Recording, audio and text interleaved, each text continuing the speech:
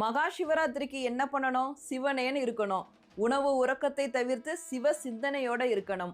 மகா சிவராத்திரி வர பிப்ரவரி 15 ஞாயிற்றுக்கிழமை வர இருக்கு. அன்னைக்கு எப்படி விரதம் இருக்கிறது அப்படிங்கிறத பார்க்கலாம். ஞாயிற்றுக்கிழமை அதிகாலையிலே எந்திரிச்சு குளிச்சுட்டுங்க, சாமி இடத்துக்கு அழகா பூக்களால அலங்காரம் பண்ணிருங்க. சிவபெருமானுக்கு வில்வ இலை கிடைச்சிச்சுன்னா கட்டாயம் சாத்திடுங்க. சாமிக்கு பால் பழத்தை நைவேத்தியமா படைச்சிட்டு விளக்கேற்றி வைத்துட்டு, உங்களுக்கு தெரிந்த சிவபெருமானோட பாடல்கள், மந்திரங்களை பாராயணம் பண்ணிட்டு உங்களோட விரதத்தை அப்படியே ஆரம்பிங்க. ஞாயிற்றுக்கிழமை காலையில் ஆரம்பிக்கிற இந்த விரதம் சிவபெருமானோட 4 கால பூஜைகளையும் பார்த்துட்டு திங்கட்கிழமை காலையில் தான் பூர்த்தி பண்ணணும். ஒன்று நீங்கள் 4 கால பூஜைகளையும் பார்த்துட்டு கோவிலில் இருந்தீங்கன்னா அங்கே கொடுக்க பிரசாதத்தை சாப்பிட்டு உங்களோட விரதத்தை பூஜை பண்ணுங்க. இல்லாட்டி சில பேர் வீட்டுக்கு வந்துட்டு குளிச்சுட்டு வீட்டில் சிவ வழிபாடு செய்துட்டு சிவபெருமானுக்கு படைத்த நைவேத்தியத்தை சாப்பிட்டு விரதத்தை பூர்த்தி பண்ணுவாங்க. நீங்கள் எப்படி ஃபாலோ பண்ணுவீங்களோ அந்த மாதிரி ஃபாலோ பண்ணிக்கோங்க. இப்போ ஞாயிற்றுக்கிழமை எங்களால் விரதம் இருக்க முடியாது அப்படிங்கிறவங்க பால் பழத்தை சாப்பிடுங்க. இல்லாட்டி எளிமையான சைவ உணவை எடுத்துக்குங்க. இது ரொம்ப ரொம்ப முக்கியம். மாலை 6 மணிக்கு மேலே விழித்து